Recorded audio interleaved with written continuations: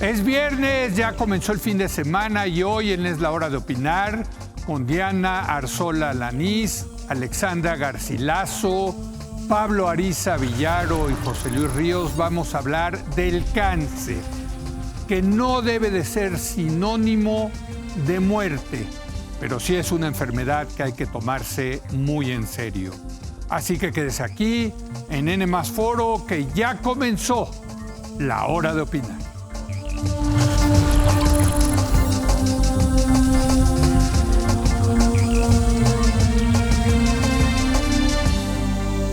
Muy buenas noches. Febrero es el mes de la concientización del cáncer, una de las principales causas de muerte en México. Los tipos más comunes de cáncer en nuestro país son el de mama, próstata, colorectal, tiroides y cérvico-uterino. Hoy, en nuestra edición de fin de semana, vamos a hablar de esta terrible, espantosa enfermedad, a quién afecta más, el tema de los hombres, las mujeres, qué factores de riesgo existen, cuáles son las cifras sobre el cáncer infantil en México, en fin. Para comenzar esta charla, saludo en primer lugar a la doctora Diana Arzola Alanís. Ella es dermatóloga, oncóloga. Diana, ¿cómo estás? Muy buenas noches. Gracias por venir. Muchas gracias, Leo. Encantada de estar aquí. Dermatóloga es de la piel. Exactamente. ¿No? Sí, así es. Exacto. Alexandra Garcilaso, ella es oncóloga en general, ¿no? Soy oncóloga médica. Muchas gracias por la invitación. Gracias por venir. Pablo Ariza Villaro, él es médico especialista en urología y oncología. ¿Cómo estás, Pablo? Muy buenas noches. Gracias. Buenas noches, Leo. Gracias por la invitación. Gracias. Y finalmente José Luis Ríos, que ya ha estado con nosotros. Él es radiólogo, que es muy importante en todo este tema, pues, del diagnóstico, ¿no?, del cáncer. Así es, Leo. Muchas gracias por la invitación. ¿Cómo Muchas estás, gracias. José Luis? Bien, gracias por venir. Déjenme comenzar y comienzo contigo, Alexandra. ¿Cómo estamos en términos de cáncer? Porque yo escucho, ha habido muchísimos avances, otros que dicen, estamos a punto de lograr ya la cura del cáncer. En fin, se oye mucho sobre el cáncer porque es una enfermedad que afecta tanto. ¿Dónde estamos realmente? ¿Qué dirías? Es una pregunta muy importante. Tenemos dos puntos. Uno, la incidencia, la frecuencia está incrementando para hombres y mujeres. Exacto. Hay cada vez más cáncer. Hay cada vez más cáncer. ¿Porque la gente vive más o porque...? Es una de las explicaciones. Sí. La curva poblacional, a mayor edad, más probabilidad de cáncer. Sí. Pero también nuestros factores de riesgo continúan incrementando. Entonces se espera y se estima en todas las proyecciones mundiales, Latinoamérica, México, que va a continuar incrementando. Sí. Por otro lado, la noticia, pues tal vez más preocupante, es que a pesar de los esfuerzos, no en todos los subtipos de cáncer se ha logrado disminuir la mortalidad. Entonces tenemos más frecuencia y en algunos subtipos de cáncer más mortalidad. Tenemos avances tecnológicos, avances en medicamentos, sin embargo, eso no ha logrado tener un impacto real a nivel poblacional mundial. ¿Por qué? Porque se continúan diagnosticando en etapas tempranas. Diagnosticando en etapas tardías y no en etapas tempranas. Entre más tarde se diagnostique el cáncer, más probabilidad de muerte. Entre más temprano se diagnostique, probabilidad de que se cure. Te pregunto a ti, Pablo, ¿cómo estamos en el tema del...? Porque, por ejemplo, yo escucho, es que ya las quimios no son lo que solían ser antes, en fin, ¿qué ha cambiado? Mira, ha cambiado mucho, pero yo creo que lo que primero debemos saber es que el cáncer de próstata es de los más frecuentes, por supuesto, en México. En hombres, sí, solamente en hombres. Sí, claro. Bueno, 25,000 nuevos cáncer de próstata al año aquí en México y se mueren aproximadamente 9,000 personas al año por cáncer de próstata. Coincido con la doctora, desgraciadamente el 75% de los hombres aquí en México se diagnostican con un cáncer de próstata en etapas avanzadas, donde podemos empezar a dar un tratamiento, pero sabemos que es un tratamiento que va a tener un tiempo, va a tener una duración. Vamos a aumentar la vida del paciente, vamos a aumentar en una parte la calidad de vida del paciente, pero no va a ser una terapia curativa. Lo que nosotros estamos buscando es que el paciente o las personas en general tomen conciencia, vayan a un chequeo prostático, que es muy sencillo, para tratar de diagnosticar el cáncer de próstata en estadios tempranos. cuando el cáncer está localizado dentro de la próstata para poderle ofrecer un tratamiento curativo a la persona, al paciente en este caso. Déjame preguntarte, porque también he escuchado, ya no es necesario hacer el del tacto, ya solamente con el del ¿cómo se llama? El antígeno. El antígeno prostático. ¿Ahí tú qué recomendarías? No. ¿Hacer las dos? Sí, hay que hacer las dos. Te voy a dar un ejemplo. El antígeno prostático específico es un marcador de enfermedad prostática. Sí. O sea, hay varias cosas que pueden elevar el antígeno prostático. Por ejemplo, la manipulación prostática. Por ejemplo, una infección en la próstata, lo que se llama una prostatitis bacteriana, por ejemplo, elevan mucho el antígeno prostático. Una próstata grande también puede elevar hasta cierto punto el antígeno prostático. Entonces, tiene una sensibilidad muy alta, pero una especificidad muy baja. Sin embargo, cuando nosotros mezclamos o combinamos y sumamos el antígeno prostático con el tacto rectal, aumenta la especificidad para tener una sospecha de cáncer de próstata. Y bueno, y es parte de los criterios para poder hacer otros estudios, por ejemplo, biopsias, para hacer el diagnóstico preciso del cáncer de próstata. ¿Cada año a partir de los 50? No, cada año a partir de los 45 años. Ah, ya lo bajaron. Sí, claro, entonces, y no solamente es eso, mira. sino que como el cáncer de próstata tiene, digamos, un componente familiar que aumenta el riesgo relativo en la población, si hay un paciente que tiene un familiar en primer grado con cáncer de próstata, incluso recomendamos el chequeo prostático a los 40 años. Mira, ok, Diana, ¿dónde estamos en materia de cáncer? ¿Qué dirías? Bueno, el cáncer de piel, Leo, es importante recalcar que es sumamente frecuente en nuestra población, no solamente en México, sino en el mundo. Sí. Sin embargo, se ha menospreciado por el hecho de que su mortalidad es mucho más baja a comparación de los otros tipos de cáncer, mama, pulmón, etcétera. O sea, ¿no? es difícil morirse de cáncer en la piel, ¿no? Sí, Digamos. porque únicamente el tipo más agresivo de cáncer de piel que llega a causar más mortalidad es el melanoma. Sí. Afortunadamente es la variedad menos frecuente dentro del rango de cáncer de piel. Entonces, la realidad es que es muy frecuente. El cáncer de piel, el principal factor de riesgo es la radiación ultravioleta, a la cual pues todo el mundo estamos expuestos, el sol, pero sin dejar de lado las camas de bronceado, que antes se creía que era súper sano y estaba muy de moda hacer este tipo de prácticas. Por lo tanto, aquí también es importante recalcar que el cáncer de piel es de los cánceres más prevenibles que existen. ¿Por qué? Porque si nosotros nos empezamos a fotoproteger, pues como resultado vamos bloqueadores, el uso de manga larga, el uso de sombreros, sombrillas, lentes, todo esto que son medidas físicas, además del protector solar, son la clave para ayudar a que esto vaya disminuyendo. Y dime una cosa, ¿cada cuándo como en el caso de la próstata o del de mama para las mujeres, cada cuándo se recomienda hacerse un estudio con una dermatóloga para que te vean, chequen los lunares, etcétera?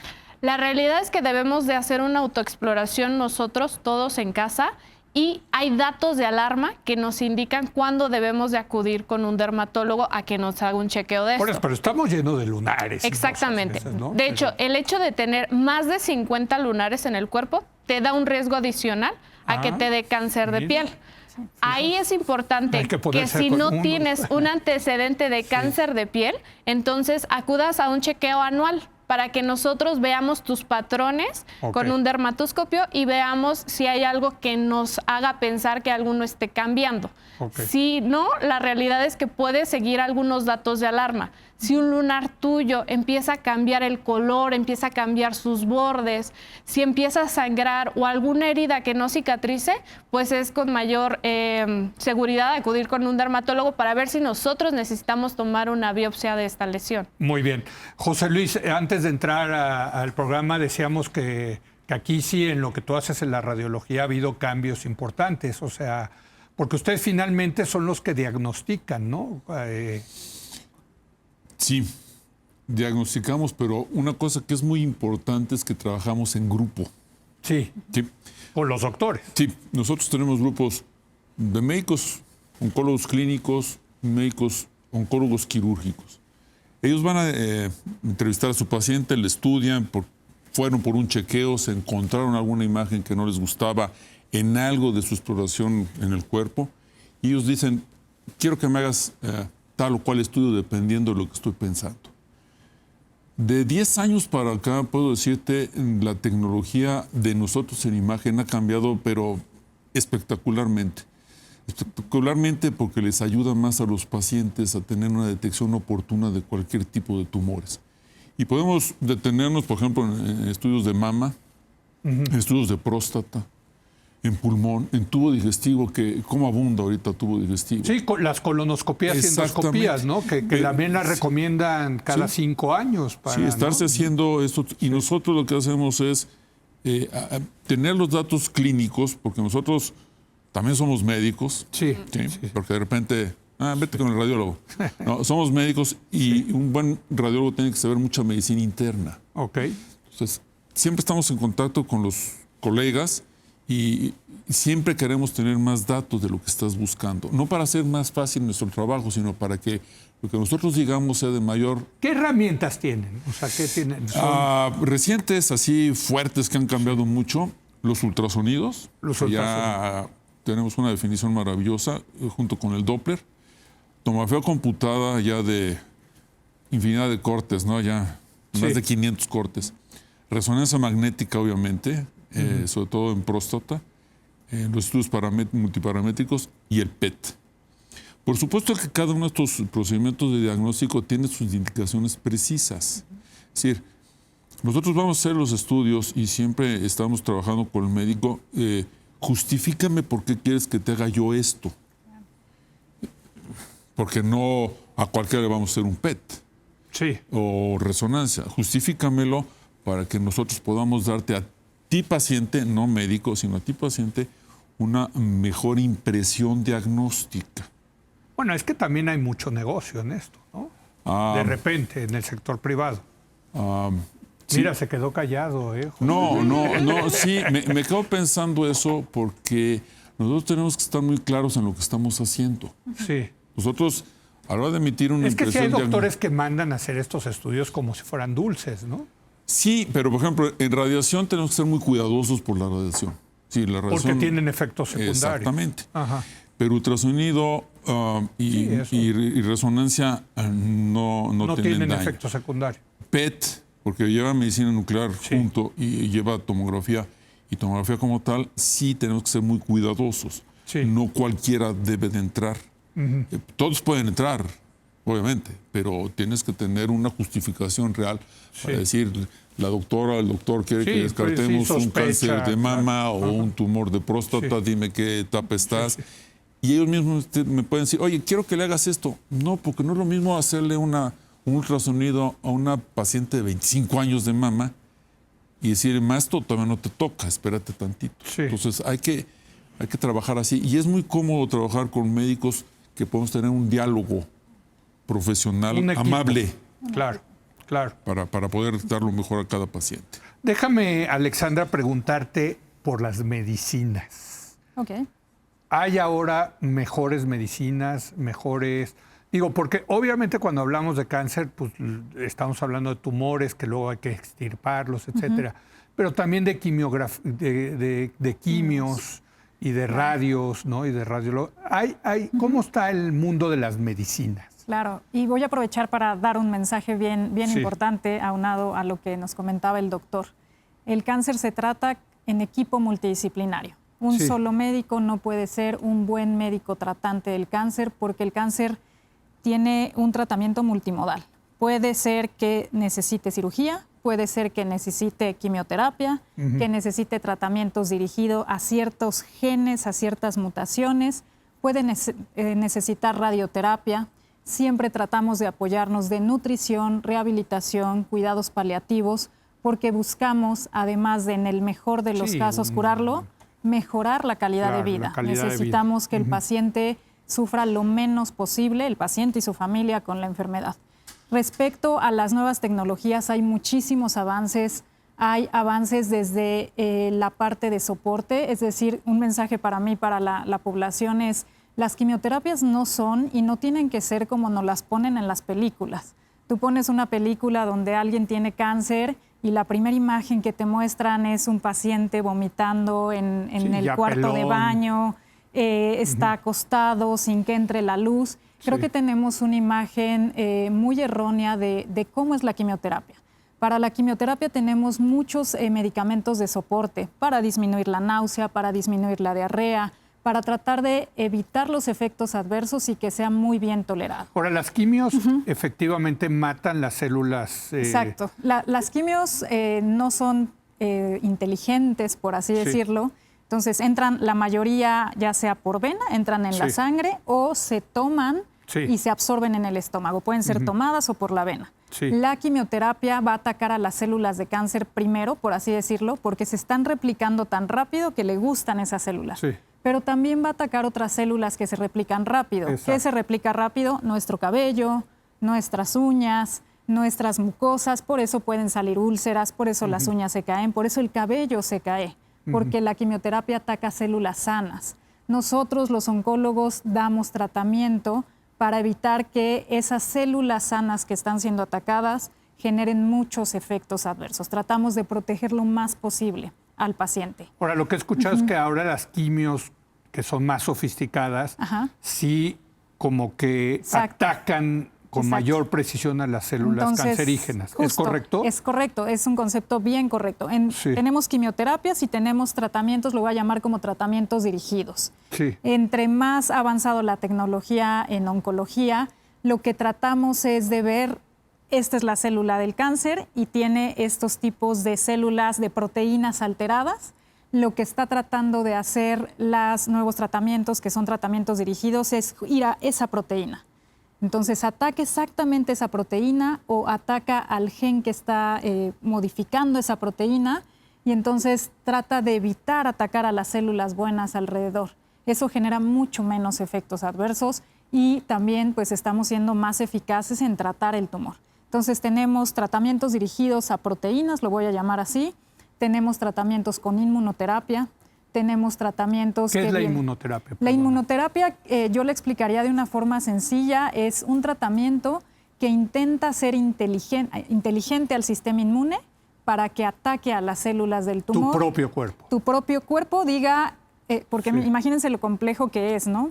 El cáncer es mi propio cuerpo. El cáncer son mis células que han sido, yo las llamo rebeldes, desorganizadas, y están replicándose de forma incontrolada y no mueren. Entonces, el sistema inmune y estas células pueden tener defensas contra el sistema inmune de nosotros. Cuando entra una bacteria, el sistema inmune dice, esta es una bacteria, elimínala. Pero ¿cómo entiende nuestro sistema inmune que debe atacar a su propio cuerpo? Eso no es lo correcto, no es lo normal. La inmunoterapia hace que el sistema inmune reconozca el tumor o reconozca esas células que están descontroladas y intente frenarlas. Generalmente se aplica ya sea sola o con quimioterapia o con algún otro tipo de tratamiento dirigido. Entonces es quimioterapia, inmunoterapia y radioterapia. Yo lo resumiría, cirugía, radioterapia, dentro del tratamiento sistémico, quimioterapia, puede haber inmunoterapia, tratamientos dirigidos y muchas cosas que vienen también en camino. Pablo, ¿ahí qué dirías en términos de medicinas y de nuevos tratamientos que hay? Por ejemplo, digo, ya no es tan nuevo, pero este aparato que usan para quitar las próstatas, ¿cómo se llama? El robot. ¿El Da Vinci? Bueno, hay varias plataformas. El Da Vinci es una de tantas plataformas que hay. Sí, aquí lo ideal es hacer el diagnóstico y ver en qué etapa del cáncer está el paciente, porque no todos los pacientes son candidatos a una cirugía de próstata. Y para eso tenemos un equipo multidisciplinario, nos apoyamos también con radiología y medicina nuclear, que nos sirven según los estudios para ver si el cáncer está dentro de la próstata o fuera de la próstata. Si el cáncer está dentro de la próstata, con otros criterios, por supuesto, nosotros podemos llegar a ofrecer un tratamiento curativo al paciente. ¿Cuál es? Principalmente cirugía. Tenemos 3 tipos de cirugía: la cirugía convencional abierta y la mínimamente invasiva, que es la laparoscópica o la laparoscópica asistida por robot. Si el cáncer de próstata está fuera de la próstata... Cuando dices fuera de la próstata, ¿ya se pegó a otros tejidos? Sí.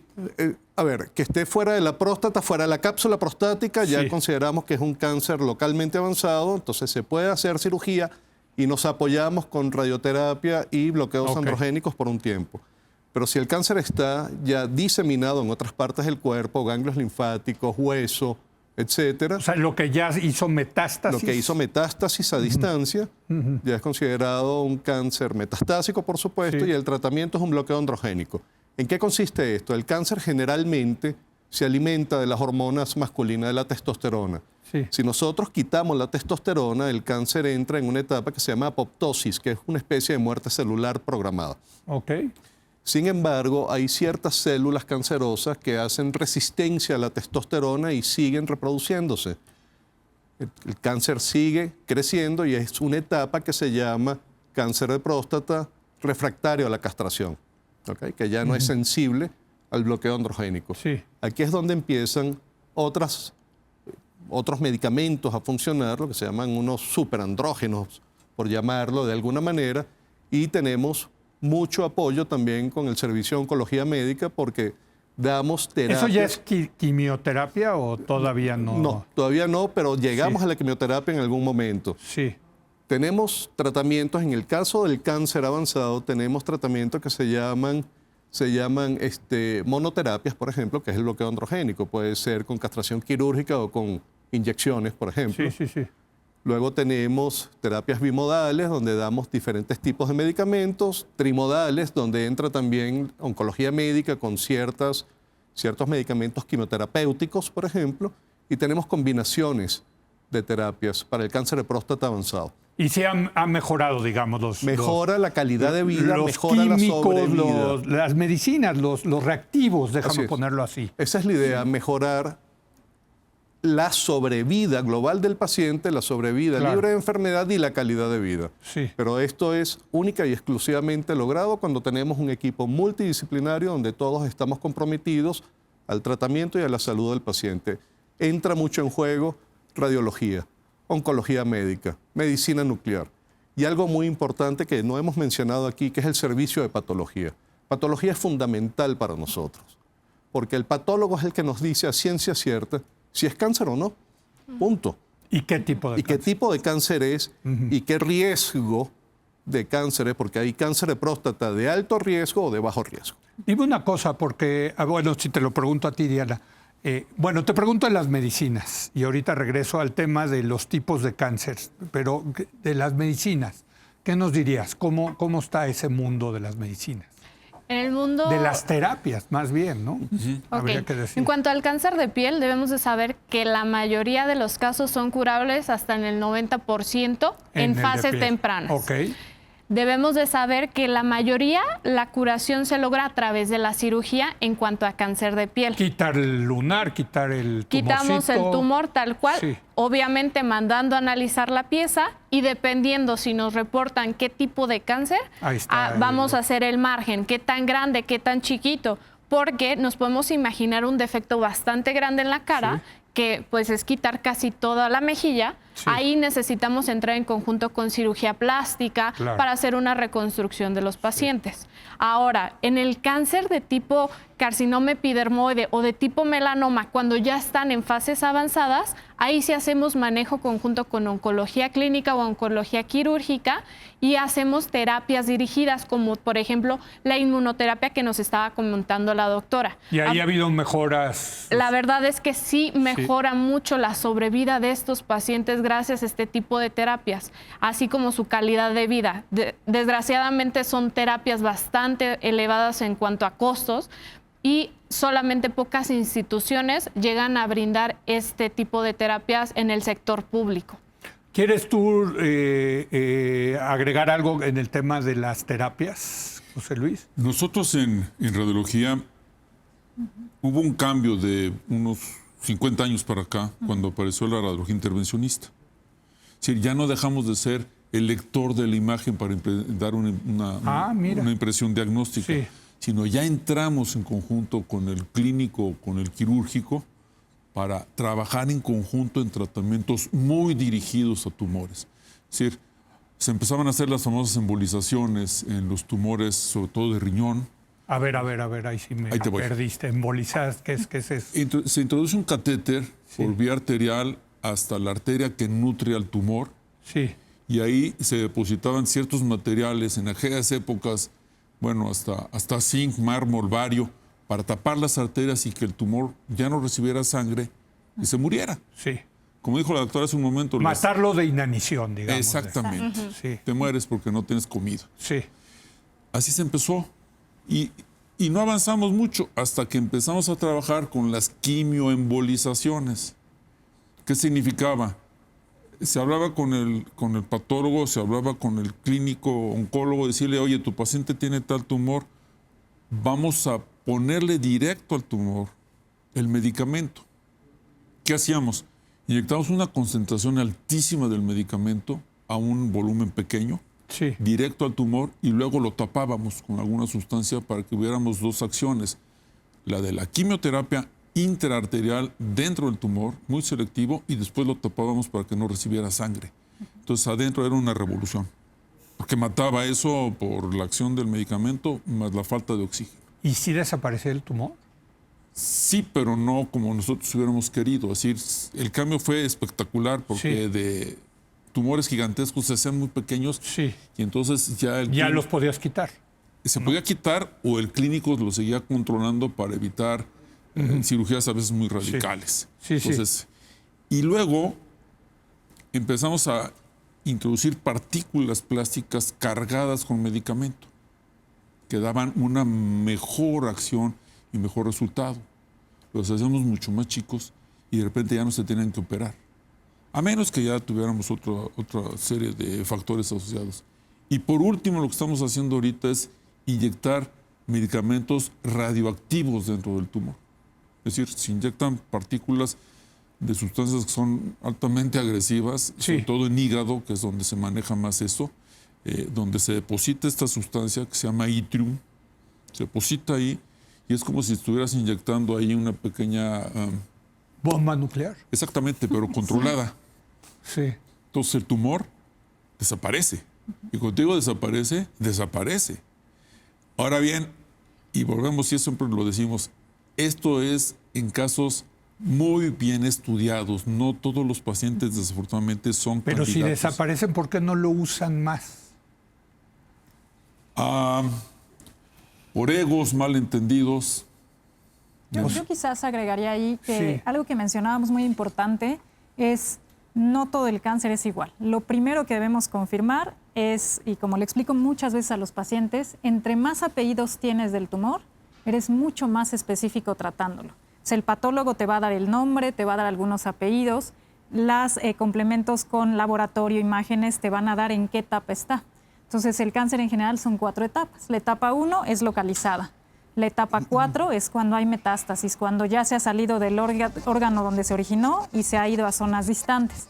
El ejemplo que nos ponía el doctor para tratar un tumor en el hígado con una sustancia radioactiva serviría si el tumor está confinado al hígado, porque entonces estoy entrando al tumor, ya. se va a caer. Pero si yo tengo una metástasis en el pulmón, no estoy destruyendo a lo que está en el pulmón. Por eso muchas veces hay un poquito de ansiedad cuando los pacientes dicen, ¿por qué si yo estoy viendo el tumor, no me operan? Entonces, de nada sirve operar un tumor, muchas veces un Sí, lo tumor, tiene. si tienes en el pulmón, en el hígado, en el hueso. Tú tienes que intentar buscar la mejor opción que ataque al tumor, a la metástasis del hígado, a la del pulmón o la del hueso. Déjenme hacer una pausa y quisiera regresar con esto de los tipos de cáncer, ¿no? Ok. Que le pongan los apellidos, digamos, Perfecto. ¿no? O sea, ¿de qué estamos hablando? Estamos teniendo una charla muy interesante sobre el tema del cáncer. Regresamos en un momento más.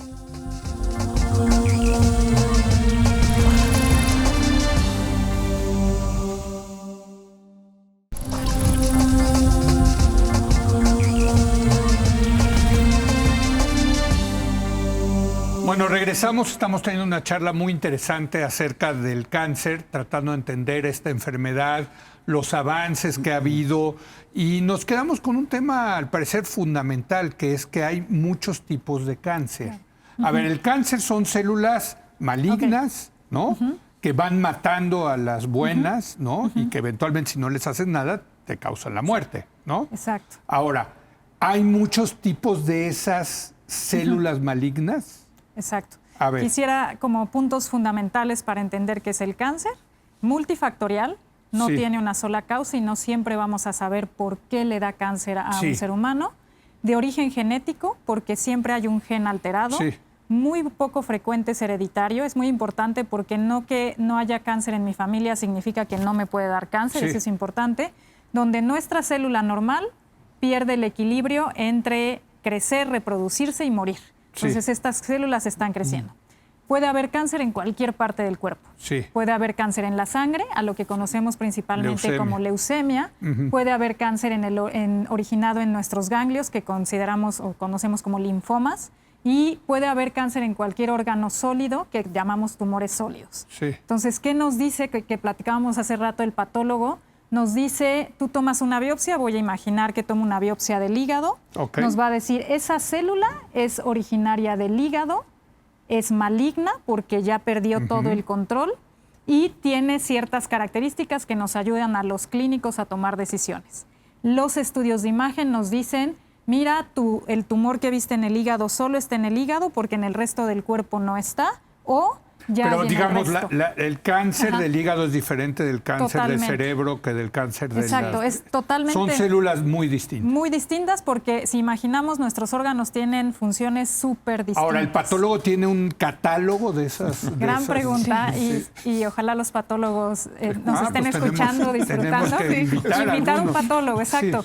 Sí. Nuestros patólogos son geniales porque ellos en el microscopio ven y dicen, esta célula es una célula de una glándula, o es una célula de piel, o es una célula de hígado. Y usan algo que se llama inmunohistoquímica. Es poner marcador a esas células para que nos digan de dónde son esas células. Les voy a dar un ejemplo. A lo mejor tenemos un tumor o tenemos varios tumores en el hígado, pero en realidad, cuando tomamos la biopsia, el patólogo nos dice, son metástasis de colon. Es decir, ese cáncer que tú me estás enviando mira. no se originó en el hígado, se originó en el colon. Sí. Por eso mencionaba el doctor, entre más información y en equipo trabajamos, es mucho mejor. Porque a lo mejor descubrimos que donde se originó no es donde estamos pensando. Eso nos ayuda muchísimo y nos lo da patología. A ver, bastante voy contigo, frecuente. Pablo. Claro. Tipos de cáncer. Bueno, hay varios. Por ejemplo, si nos centramos solamente en la próstata, el 95% del cáncer de próstata es adenocarcinoma de próstata. ¿Qué quiere decir eso? Que es un cáncer de glándulas prostáticas. Hay otros cánceres mucho menos frecuentes, pero muchísimo menos frecuente, que es por lo menos sarcomas, por ejemplo. Sí. Incluso tenemos cáncer metastásico a próstata. O sea, que no es originado dentro de Generalmente la pasa próstata. lo contrario, ¿no? Que la próstata Porque hace es la lo más común. metástasis. Claro, porque es lo más común. Primero, que es el cáncer más frecuente, y segundo, que lo más común es el adenocarcinoma de próstata. Pero entonces, para entender la metástasis, cuando digamos, hay metástasis de la qué sé yo, de la próstata al hueso, Ok. es que en el hueso hay células Sí, hay células del cáncer de próstata. del cáncer de próstata. Así es. Ok. Así es. Pero si bien es cierto que es un adenocarcinoma, hay diferentes tipos también de comportamiento del adenocarcinoma. El adenocarcinoma es el nombre del cáncer. Sí. Tenemos, y esto se basa en la estructura glandular y celular del cáncer. Hay adenocarcinomas que son mucho más agresivos que otros adenocarcinomas de la próstata. Y eso te lo dice el patólogo. Esto me lo tiene que decir el O patólogo. sea, el patólogo así te es. dice, hijo, ahora sí te... Estás enfrentando Es que el algo más patólogo, rudo. sí, trabajamos de la mano del patólogo. Muchas veces me dicen, oiga, doctor, ¿me puede hacer las biopsias en un sitio que es mucho más económico? No, Mira, bueno, pues, realmente se necesitan hacer las biopsias en un sitio donde tengamos también un servicio de patología que sea conocedor, apto y experto también en la patología que vamos a buscar. Sí, porque si se equivoca el patólogo... Claro, por supuesto. Si se equivoca el patólogo, no damos el tratamiento que debe ser, no damos el diagnóstico que debe ser. Y ahí Sí. importante es la clínica. La clínica, Les voy a por poner un supuesto. ejemplo. Hombre de 80 años que lleva 10 años con molestias para orinar. Sí. Y se le hace frecuente, esto dice, Bueno, es común y corriente, común, ¿no? Sí, por y de por el repente crecimiento tiene de la próstata. muchísimo dolor en la columna. Sí. Entonces ya incluso deja de caminar, acude a un médico, el médico le hace un estudio de imagen, Ey. ve que tiene metástasis en la columna, pero si ese médico no interroga más allá, Claro. no dice cuándo fue tu último antígeno, cómo están tus síntomas urinarios, quizás lo someta a una cirugía de columna o quizás le haga una cirugía de columna cuando quizás con un antígeno prostático y una biopsia mucho menos invasiva de la próstata pudimos concluir que el paciente tenía cáncer de próstata con metástasis a columna y entonces le ofrecemos tratamientos dirigidos y mucho menos agresivo. Y cuando se dice ese cáncer es muy agresivo, ¿es que patológicamente se reproduce más rápido? ¿Por qué ese tipo de cáncer? ¿Por qué puede ser un tipo de cáncer más agresivo que otro? Depende del comportamiento de las células de donde se origina. Es lo que lo hace más agresivo que viaje ¿de dónde con viene? mayor... Entonces es importante. Mucho. Sí. Exactamente. El pancreático, por ejemplo, sé que es muy duro. Muy agresivo. Muy agresivo, ¿no? Ajá. Así es. Pero en el caso, por ejemplo, de cáncer de piel, el más agresivo, el que más da miedo es el melanoma. Ese es el más agresivo en cuanto a los tipos de cáncer de piel, porque hay 3 tipos.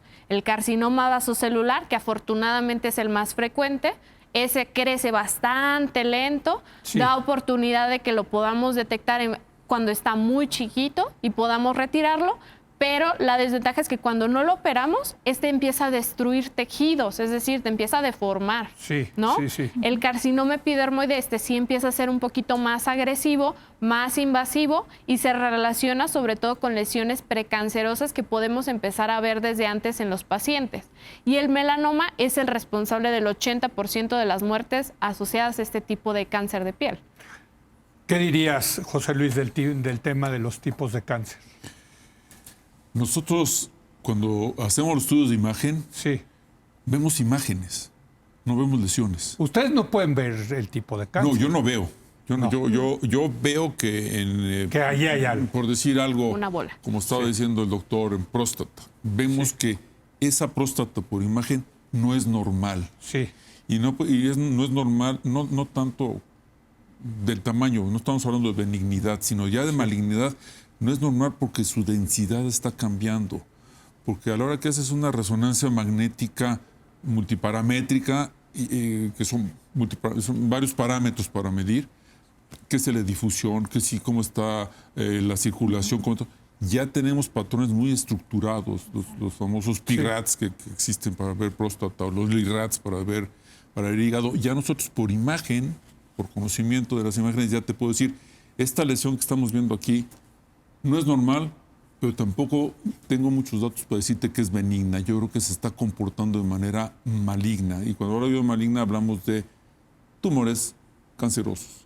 Entonces, nosotros en imagen, yo les digo a todos, cuando tú abres los ojos ves imágenes, no ves lesiones. Sí. Imagínate. Sí. Entonces, siempre como trabajamos es en conjunto. ¿Sí? Y otro punto muy importante que de repente se nos olvida, el paciente tiene que tomar parte en la terapia que se está haciendo. ¿Y cómo la toma? Educándolo, enseñándole, comunicándole completamente lo que se está pasando en su cuerpo. Oye, pero ¿no es un dolor de cabeza para ustedes ahora el internet que se meten y empiezan a... sí, bueno, ahí se meten con el doctor Google o con el doctor Google, el ChatGPT ahora. Entonces, no puede, la gente que no tiene una formación formal médica, no tiene la capacidad de discernir lo que está leyendo, si es benigno. Digo, porque en el internet hay cosas muy valiosas, pero también hay mucha basura. Sí, pero nosotros decimos a nuestros residentes, pónganse a leer las revistas que salen, bueno, artículos te atropellan todos los días de la cantidad de artículos, pero la inmensa mayoría son basura. Y mucha gente que no puede discernir eso, pues se va a encontrar con que va a creer que lo que está viendo o leyendo es la verdad y no es cierto. Entonces, y eso me lleva a ver a otro tema que es, digo, todos nos hemos tenido que enfrentar con amigos, familiares que les ha dado cáncer. Inevitablemente empiezan el tema de los milagros, no, tienes que ir hay un chamán allí en Morelos, no, hay un té que ahora descubrieron en la India, o sea, un gran es reto, puro, Leo. perdón, en inglés le dicen puro bullshit y con mucho dinero, por cierto, hay mucho negocio, ¿no? Yo soy el más escéptico de los escépticos, yo solamente creo en la ciencia, ¿eh? O sea, digo, puedes ir con el rabino, el sacerdote, ¿no? Con la parte espiritual, pero todo el tema de estas cosas, de estas terapias milagrosas, pues es un reto todos los días, ¿no? Creo que yo pondría 2 palabras, alternativo y complementario, ¿no? Sí. Una cosa son las terapias complementarias que pueden ayudar psicológicamente, anímicamente, física a nuestros pacientes. Voy a dar un ejemplo, ir a yoga, tener un apoyo con nutrición complementario. Incluso hay evidencia eso es tener una vida saludable. Exacto.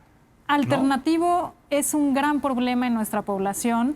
La cantidad de personas, y si me están viendo, por favor, dejen de hacerlo, que lucran con la vulnerabilidad de los seres humanos. Es que es te lucrar toman en con un el momento, miedo. claro. Exacto, si a mí me acaban de decir que mi hijo tiene cáncer y que si le doy esta hierba se va a curar, lo voy a intentar, quizás va a haber una desesperación. Hombre, hay una bruja en Iztapalapa pero con una ramita. Y tenemos que tener muchísimo cuidado. Les voy a poner 2 ejemplos fundamentales y lo vivimos de frente en nuestro hospital. Se puso de moda la víbora de cascabel.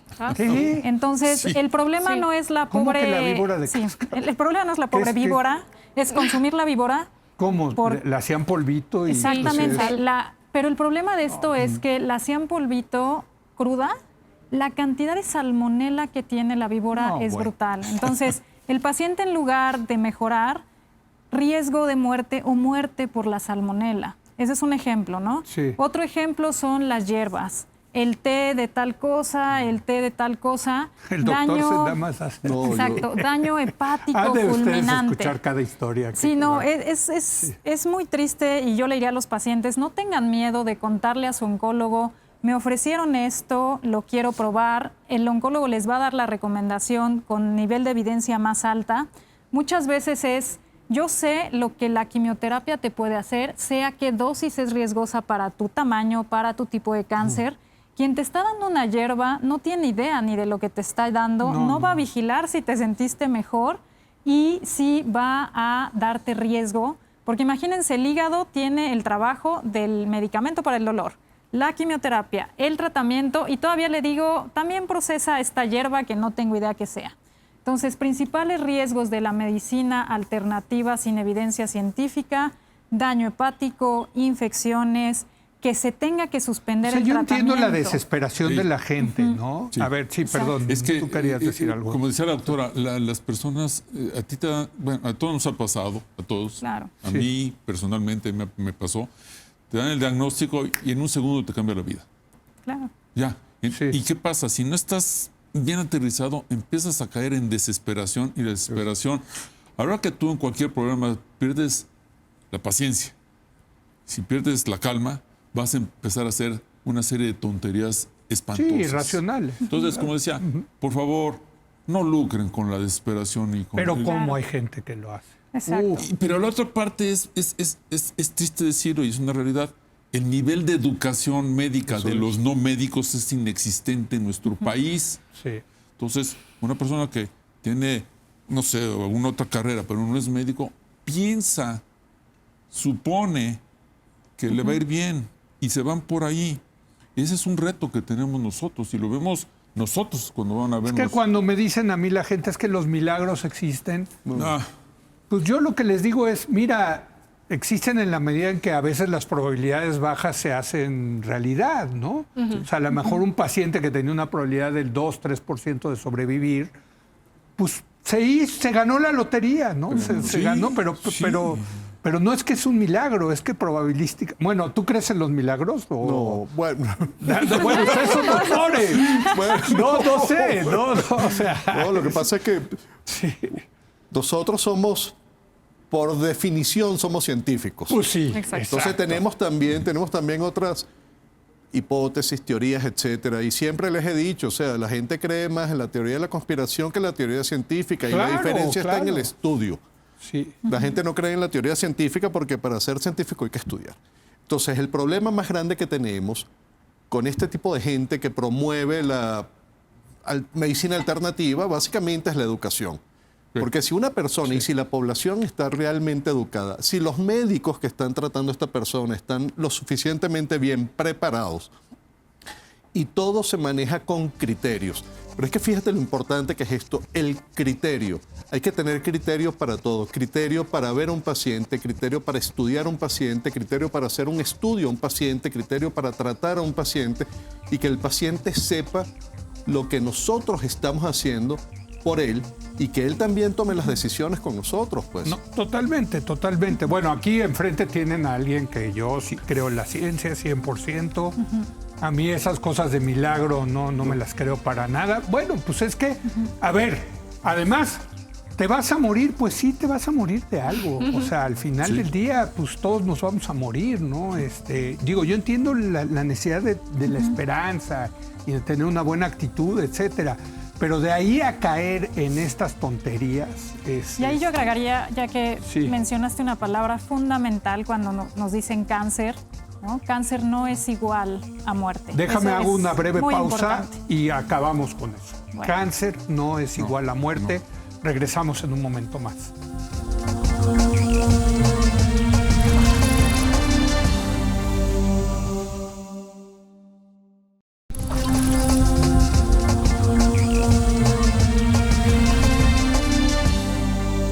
Bueno, regresamos para concluir este programa sobre el cáncer y estábamos hablando de los charlatanes y decíamos que al parecer donde más abundan es en el tema dermatológico. A Sí. ver, cuéntanos. Sí, así es, Leo. La verdad es que desafortunadamente en mi rama nos toca ver que cuando el paciente llega con nosotros ya fue multirecetado, pero no Sí. por médicos, a veces por la vecina, a veces por una persona conocida o incluso hay charlatanes que se hacen pasar porque yo puedo manejar la piel. Sí. Y eso es gravísimo porque nos retrasan el diagnóstico y la terapia. O incluso también redes sociales, lo ¿Pero que qué es se ponen? inteligencia ¿Cremas? artificial. De todo. A Me ver, ha danos tocado un ver, ejemplo que no dices, sé. no. O sea, literalmente te pescohuite, que el remedio que me hizo 20 hojas se lo ponen, se han puesto, o sea, hasta pipí, o sea, de Sí. todo podemos llegar a encontrar. O sea, la imaginación vuela, o sea, Sí. se ponen sal, lo que hallen. Pasta Y le dan de en la dientes, torre a y le dan en la la- torre al- a todo. a la piel.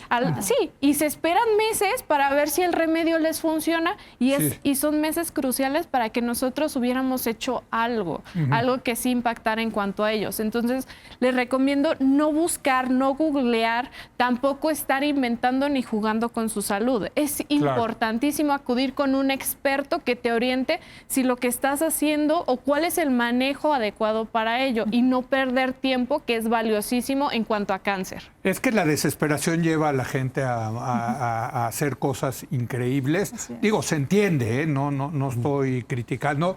Yo a quien critico es a los que se Claro. aprovechan de esa Exacto. desesperación, de esa esperanza, en fin. Pero quiero terminar porque me quedan 4 minutos y está relacionado con esto, de que cuando a uno le dicen tienes cáncer, hijo, ya vio el féretro, ya vio el Claro. cementerio, dijo, no, ya se me acabaron los días. Mi Y no es herencia. necesariamente hoy en No. día el caso, sobre todo si te lo diagnostican a tiempo, doctora. Exacto. Justamente, cáncer no es igual a muerte. Si lo diagnosticamos en etapa temprana, se puede curar. Para diagnosticarlo en etapa temprana tenemos estudios muy importantes de tamizaje y voy a aprovechar estos segundos. Mastografía a partir de los 40 años. Para las mujeres. Para las mujeres.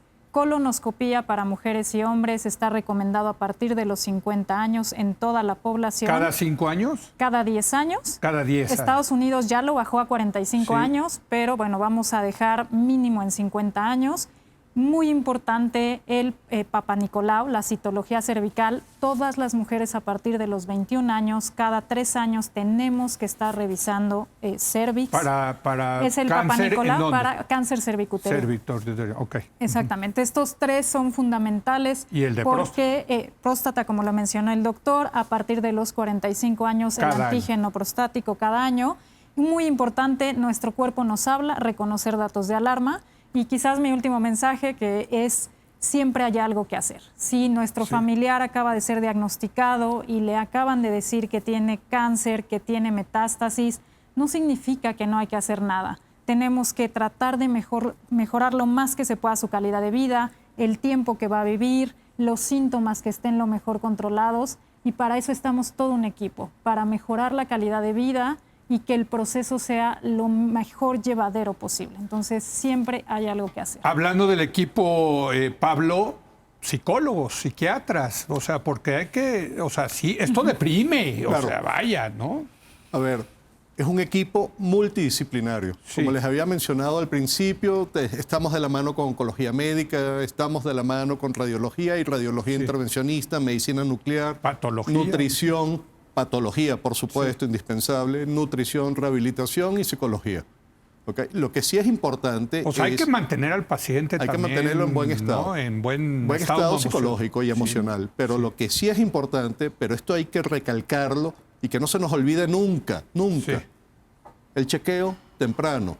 O sea, aunque el paciente no tenga ningún tipo de síntomas, siempre se tiene que checar porque lo importante es evitar llegar al equipo multidisciplinario con terapia psicológica incluso, porque podemos ofrecerle una terapia curativa a un paciente cuando diagnosticamos un cáncer en estadios muy tempranos. Y por cierto, hay que decirlo que el sistema público de salud otorga estos o sea, no es nada más para los ricachones o los que tienen seguro privado. El sistema público también ha entendido que la mejor manera, además, para ahorrar es la parte preventiva. Un último comentario, doctora. Bueno, es importante recalcar que en cuanto al cáncer de piel hay que hacer una autoexploración siempre. Sí. Si empiezas a tener algún síntoma de alarma, es decir, algún lunar, mancha o algo que empieza a aparecer y que no estaba ahí antes, es necesario acudir a consulta con nosotros para checarlo, empezar a hacer más conciencia, sobre todo en etapas de la niñez, para que empiecen a utilizar el protector solar. ¿Por qué? Porque antes nos dejaban a la intemperie a estar haciendo lo que quisiéramos, asoleándonos, bronceándonos, y pues actualmente se ha demostrado que gracias a eso hay mayor cáncer de Oye, piel. cuando yo era niño iba a Acapulco, la gente vendía aceite de coco para solearse, o sea, Sí. se freían en el Y de zanahoria. Sí, la cultura No, imagínate qué cultura, ¿no? O sea, Sí, te la lo veían cultura en apenas, salsas claro. búfalos, me Con acuerdo. yodo, Sí. y con En unos yodo. frasquitos de salsa Exacto. búfalo. O de que- zanahoria. Te mancharas un poco. Está cañón. Imagínate, ¿no? Sí, no, Ya, eso ya cambió. No, esto ya Obviamente. tiene que cambiar para que se vea cómo realmente vamos impactando en cuanto a disminuir o tratar de disminuir el riesgo de esto. José Luis, un último comentario. Cáncer no es sinónimo de muerte. No es sinónimo de muerte, pero también, como decía la doctora hace un momento, yo creo que el paciente tiene que acudir con médicos que estén certificados, reconocidos, Sí. que llevaron a cabo una preparación, nos tocó a todos de la residencia y todo esto, y que terminas y te presentas a demostrar que sí sabes que sabes. Porque mucha gente, en muchos aspectos, no sabe que no sabe, ¿verdad? También hay doctores charlatanes. Muchos. Pero entonces, los consejos médicos, que somos un grupo de médicos que estamos para calificar a los que se están saliendo o se tienen que recertificar, son los que emiten estos consejos, emiten las licencias para trabajar. Es decir, la doctora presentó un examen en oncología clínica, la doctora en derma, el doctor en neuro, yo en radiología. Entonces, que el paciente también sepa que el médico que lo está viendo está certificado, porque está certificado, tiene una educación médica continua. Oye, y ya nos tenemos que ir, pero cuando tú dices ustedes dicen hay que trabajar en equipo, sí, pero hay un doctor que es el líder de ese equipo, ¿no? Sí. Dependiendo del cáncer y del tumor, por lo menos. En Sí. el caso del cáncer de próstata, el Es el urólogo urólogo. o el uroncólogo, el que está, digamos, en la cabeza del equipo. Sí. Pero cabeza del equipo es comunicación directa con todos los demás médicos. Así es. ¿Ok? Bueno, pues muchas gracias. Gracias. Muchas gracias. Alexandra, gracias Diana, José Luis, Pablo, Gracias. muchas gracias. Muchas gracias. Y muchas gracias a usted por habernos acompañado. Muy buenas noches.